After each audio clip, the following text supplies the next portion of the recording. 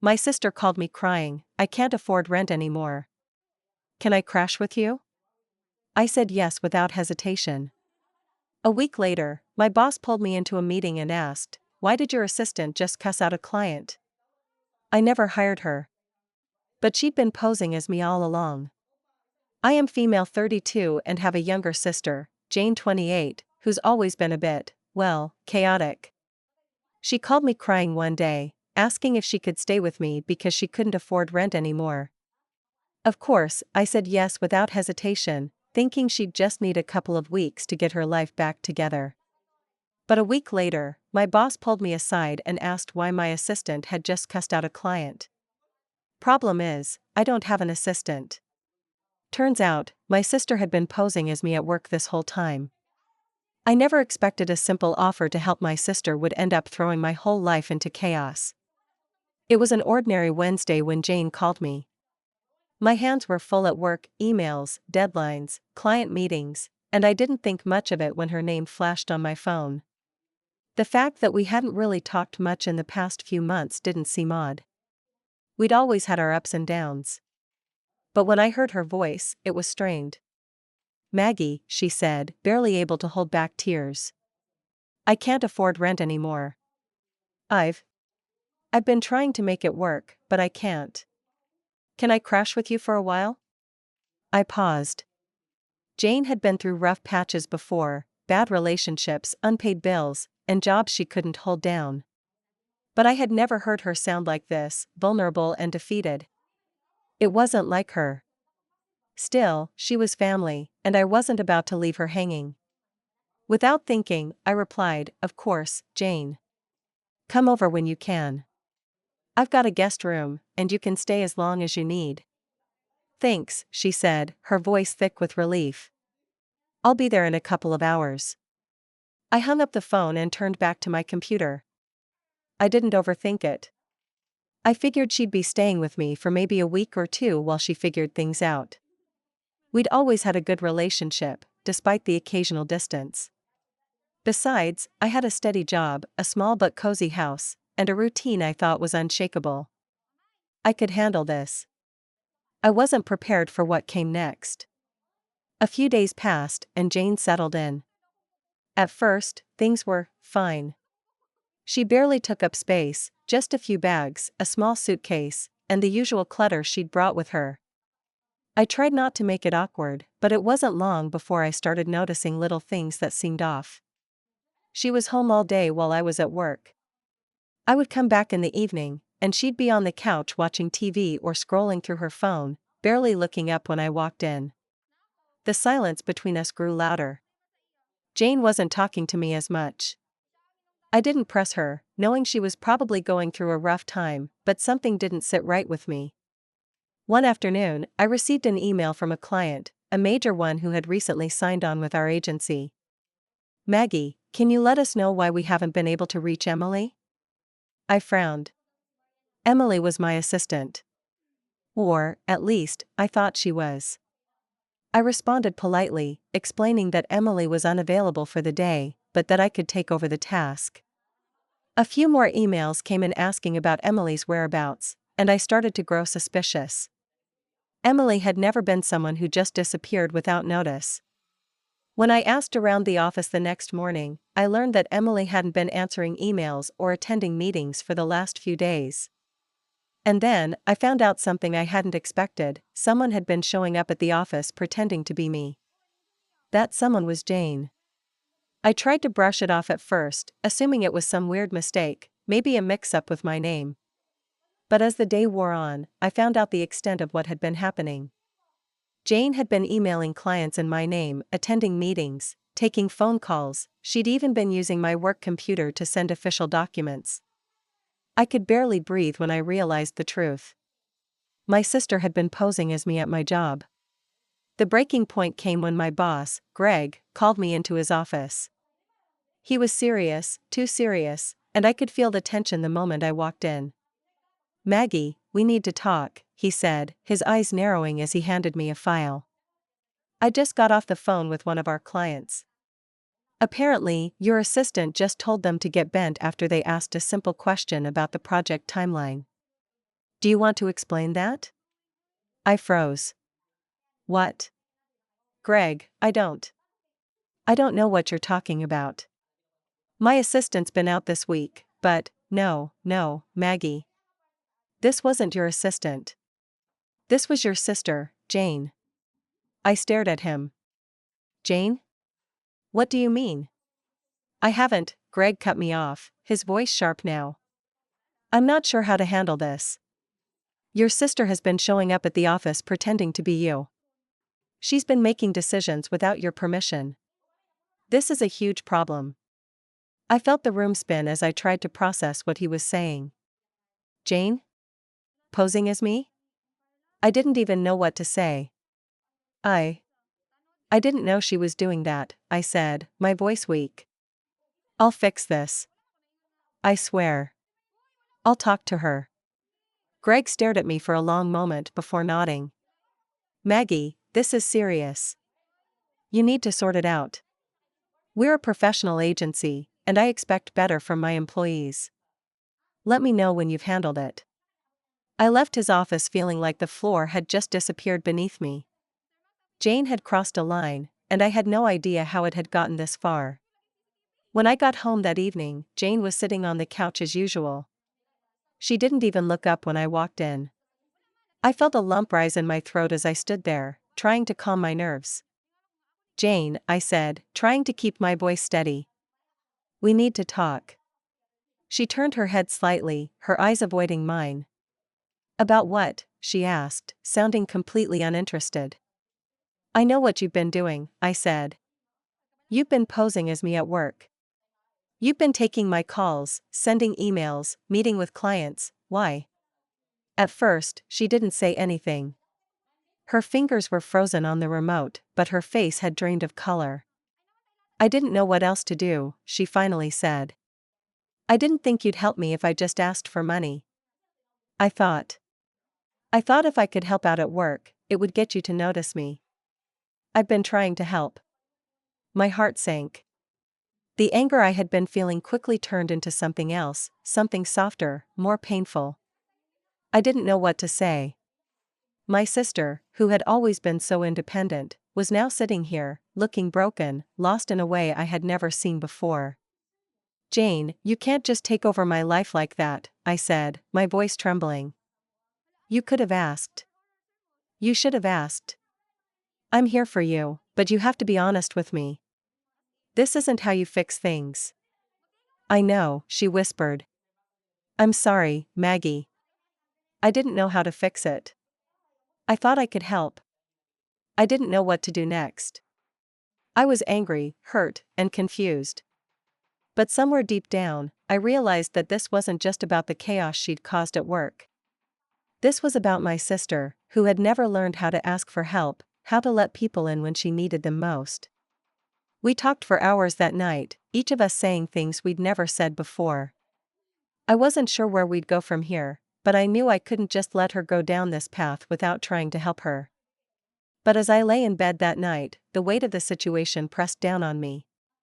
The fallout at work, the tension with Jane, it all felt like too much. I needed to find a way to fix things, but I wasn't sure if I could. The next few days were a blur. Jane called the clients, apologized for everything, and promised to stay away from the office. But I knew things weren't going to be easy. Trust had been broken, and the road ahead wasn't going to be smooth. I couldn't let her stay with me forever. I told her she needed to find her own place again, to start rebuilding her life. She didn't like it, but she agreed. In some ways, I think she knew it was time. I had no idea how long it would take for things to return to normal, or if they ever would. But for the first time, I felt like I was learning how to navigate the messiness of family, not just the easy parts, but the hard ones too. The parts that force you to question everything you thought you knew. It's been a few weeks since that night with Jane. Things have been awkward, to say the least. After the confrontation, Jane apologized, of course, but it felt like the damage had already been done. The emotional weight of everything that had transpired between us, the lies she'd told, the trust she'd broken, it was a lot to process. I had to make sense of it, not just for the sake of my job but also for the sake of our relationship as sisters. She'd always been a handful, but this time felt different. It felt like the wall she'd put up between us had finally come crashing down, revealing something raw and vulnerable beneath the surface. The following days were filled with tense conversations. Jane tried to make amends, offering explanations, but I couldn't help but feel this deep sadness within me. She never asked for help in the way that I needed her to. Instead, she took what she thought was the easiest route, becoming a reflection of me, trying to live my life as if it were her own. It hurt more than I could explain. It wasn't just the deceit, it was the realization that I had failed her somehow. She didn't know how to ask for help, how to open up without feeling embarrassed or weak.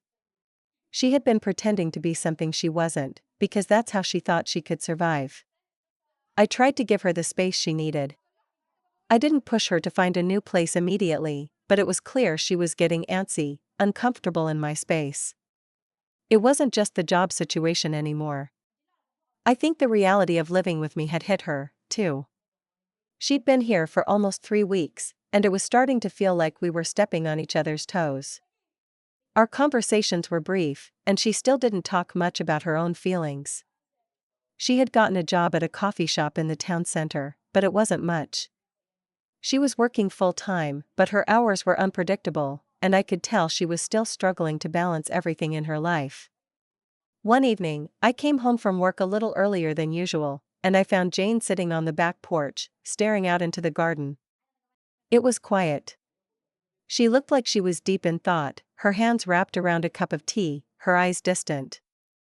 I stood in the doorway for a moment, debating whether or not to disturb her. I didn't want to push, but at the same time, I couldn't keep ignoring the elephant in the room.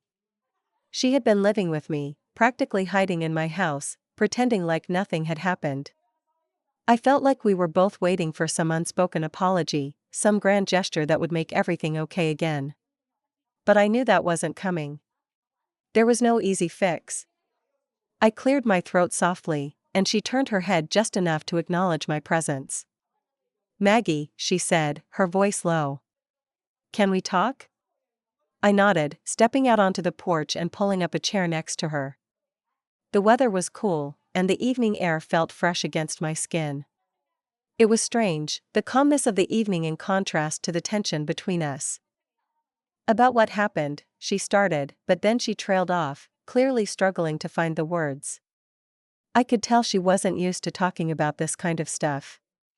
It was almost as if she had been avoiding it this whole time, even though we both knew it needed to be addressed. "I don't know where to start," she continued, her eyes scanning the garden as if the answers might be hidden in the leaves. I guess I thought if I could just be you, it would fix everything. I thought maybe if I could just act like you, be like you, things would turn around. I thought I could fix everything." I felt a tightness in my chest. She had said it out loud now. The thing I'd suspected all along.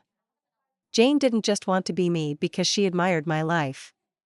She thought she could escape her own problems by stepping into mine, pretending to be someone she wasn't.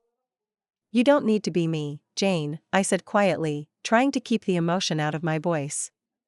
"You never did. I'm not perfect. I don't have all the answers. I'm just trying to make my life work, like everyone else. You can't fix your life by pretending to be someone else." She looked up at me then, her eyes glistening with tears that she wasn't ready to shed. I didn't know how else to get it all together. I couldn't figure out how to ask for help. I thought I could handle it on my own, but I can't.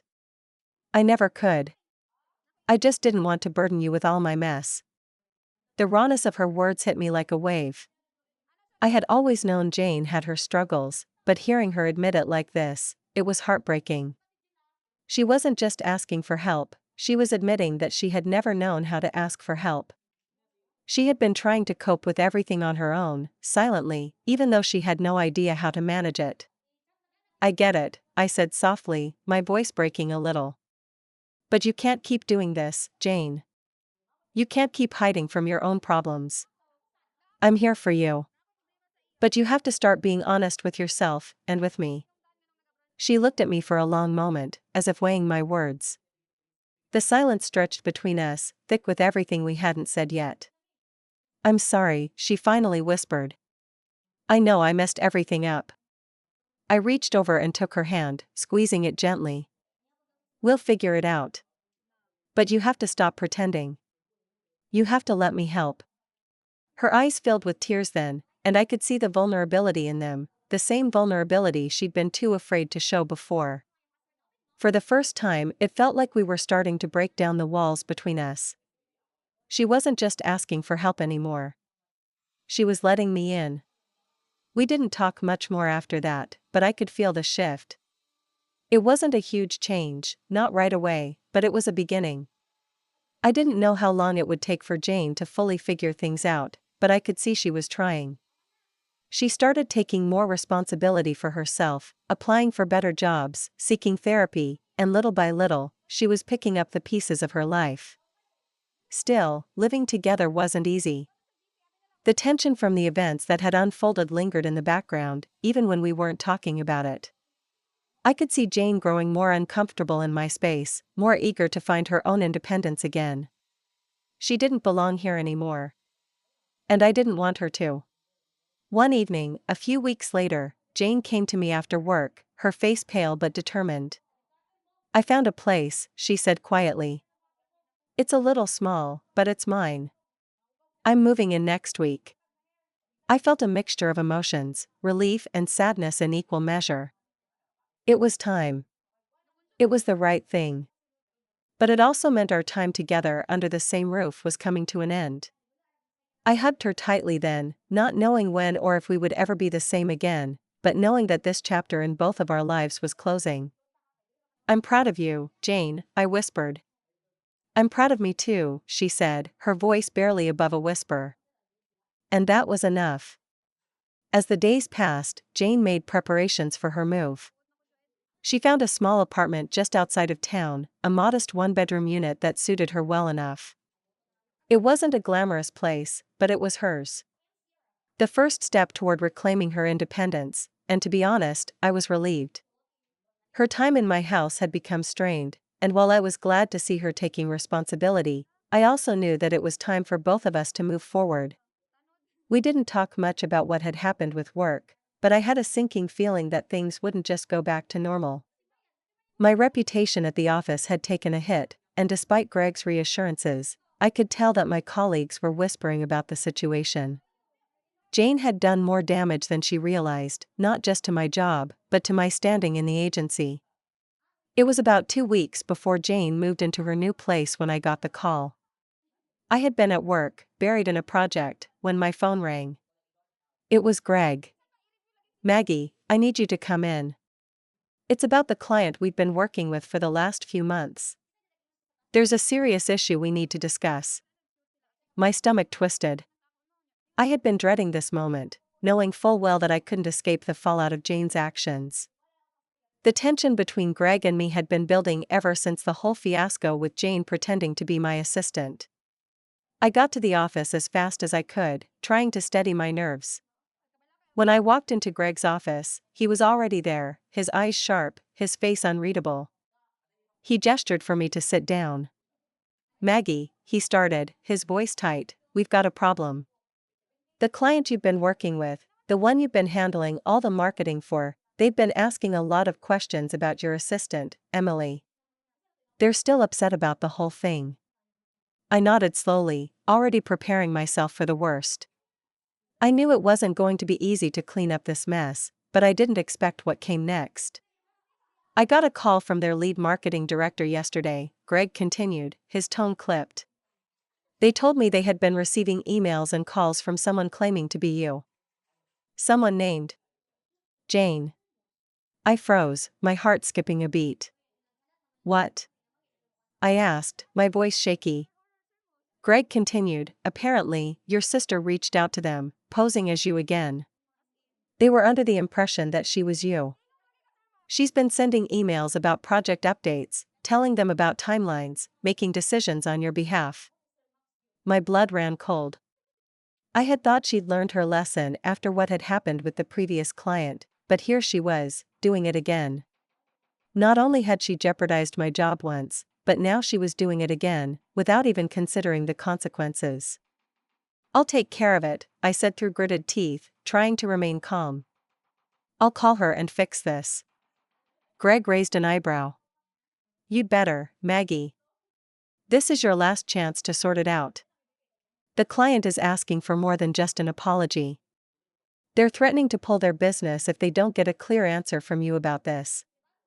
I left the meeting, my hands shaking as I dialed Jane's number. When she picked up, I could hear the hesitation in her voice before she even said a word. "What happened?" I demanded, the anger slipping into my tone before I could stop it.